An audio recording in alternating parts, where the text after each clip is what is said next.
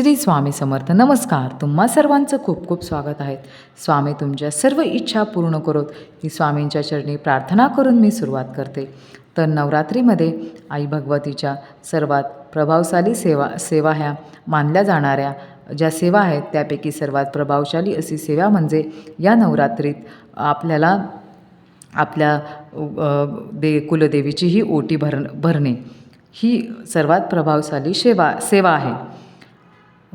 आणि या नवरात्रीत आपल्याला ही सेवा करणे अत्यंत महत्त्वाचे आहे.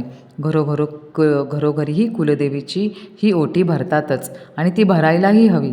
नंतर तुमच्याकडे घटस्थापना असो किंवा नसो, तुमच्याकडे अखंड दिवा लावलेला असो किंवा नसो, तरीही आपल्याला कुलदेवीची ओटीही भरायचीच असते आणि ती भरलीच गेली पाहिजे. तुमच्या मूळ घरी घटस्थापना असतात, पण तुम्ही व्यवसायानिमित्त, कामानिमित्त दुसऱ्या गावात, शहरात राहतात, तर आपल्याला घरामध्ये सुद्धा नवरात्रीच्या या 9 दिवसात आपल्याला ओटी भरायचीच असते. कुलदेवीची ही सेवा आपल्याला करायचीच असते, कारण कुलदेवी हे आपलं कुळाचं रक्षण करणारे आहे, आपल्याला मार्ग दाखवणारे आहे, आपला संसार सुखाचा करणारी आहे व यापुढेही ती आपला संसार सुखाचाच करणारी आहे. ऐश्वर्य हे सगळे म्हणजे आपल्याला ऐश्वर्य, समृद्धी हे सगळं कोण देतात? आपली कुलदेवी देत असते. म्हणून वर्षातून एकदा तरी आपल्याला कुलदेवतेची ओटीही भरायलाच हवी असते. तर हे वर्षातून एकदा तरी आपल्याला केलंच पाहिजे. कुलदेवतेच्या मूळ ठिकाणी जाऊन तुम्ही करू शकता, किंवा जर समजा तुम्हाला कुळदेवीच्या मूळ ठिकाणी जाणं शक्य झालं नाही, म्हणून आपण या नवरात्रीच्या दिवसात आपल्याला देवीची ओटीही घरीच भरायची असते. या दिवसात कुलदेवी ही आपल्या घरात सूक्ष्म स्वरूपात राहत असते. म्हणून जर आपल्या घरात घटस्थापना असेल तर घटासमोर अखंड दिवा लावलेला असेल तर त्याच्यासमोर किंवा देवघरासमोर आपण ओटी भरू शकतो. या नवरात्रीत मूळ पीठावर आपण जाऊन समजा ओटी भरणं आपल्याला शक्य नसेल तर आजूबाजूला जर देवीचं मंदिर असेल तिथं जाऊन आपण ओटी भरू शकतो. कुलदेवीची ओटी भरत असताना एक वस्तू अतिशय महत्त्वाची आहे, ती नसेल तर ओटीही अपूर्ण आहे. दुसरी महत्त्वाची गोष्ट म्हणजे ओटी कोणी भरावी व कोणत्या दिवशी भरावी. सवाष्ण स्त्री जी असते तिने ही ओटी भरायची असते.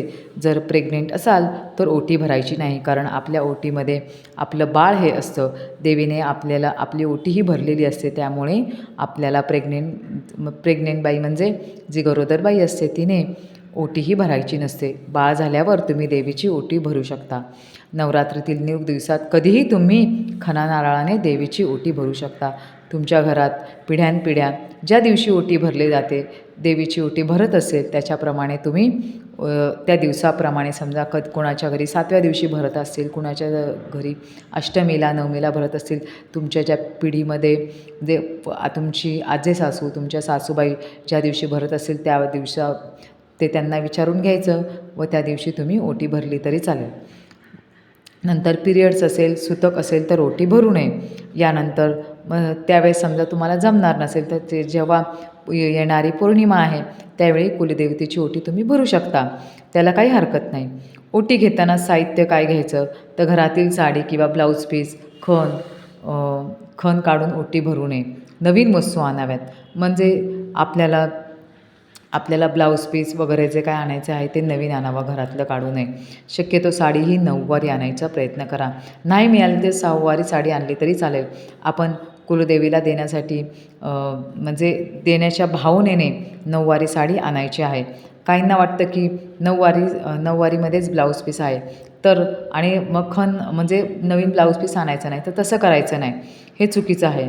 9वारी साडीमध्ये किंवा 6वारी साडीमध्ये सुद्धा ब्लाऊज पीस असतो, तरीसुद्धा तुम्हाला नवीन ब्लाऊज पीस हा ठेवायचा आहे आणि मग ओटी भरायचं आहे. शक्यतो रेशमाच्या धाग्याची साडी घ्यावी, कारण रेशमाच्या धाग्यात ज्या सात्विक लहरी खेचून घेण्याची ताकद असते, म्हणून ही रेशमाची साडी घेतली तर खूपच चांगले. ते आकर्षित करून घेण्याची ताकद त्या रेशीम धाग्यामध्ये असते. नंतर किंवा तुम्ही खणसुद्धा घेऊ शकता, त्यावर नारळ ठेवायचा आहे, पण तो नारळ हा पाणीदार असावा. घरातलंच जुनं नारळ घ्यायचा नाही, त्याचा उपयोग होणार नाही. आपल्याला ओटीमध्ये जो नारळ दिलेला आहे तर आपल्याला आपल्याला नारळ हा पाण्याचाच घ्यायचा आहे, कोरडा नारळ हा ओटीमध्ये घालू नये. त्याच्यानंतर हिरव्या बांगड्या, हळकुंड, बदाम, खोबरं, तांदूळ, खारीक, सुपारी, काहीतरी दक्षिणा कमीत कमी 11 रुपये किंवा 1 रुपये तरी आपल्याला त्या ओटीमध्ये ठेवायच्या आहेत. सर्वात महत्त्वाच्या वस्तू म्हणजे गजरा किंवा वेणी ठेवावी.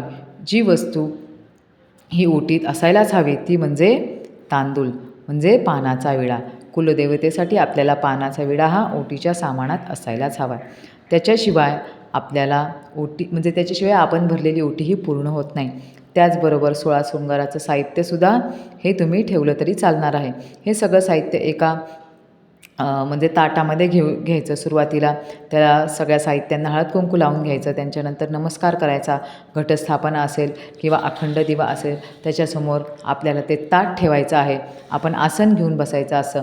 कुलदेवतेचं स्मरण करावं. कुलदेवीचा जो कुठला मंत्र तुम्हाला येत असेल तो म्हणावा. जर कुलदेवतेचा मंत्र तुम्हाला माहीत नसेल तर नवार्णव मंत्र आहे तो म्हणू शकता. नवार्णव मंत्र मी तुम्हाला सांगते.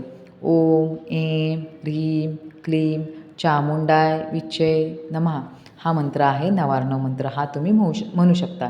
हे ओटीची जी थाळी आहे आपल्या छातीच्या जवळ धरायची, म्हणजे आपल्या काळजाजवळ धरायची व कुलदेवतेला आपलं नाव सांगायचं. नंतर आपलं गोत्र सांगायचं. गोत्र माहीत नसेल तर काश्यप असं म्हणायचं.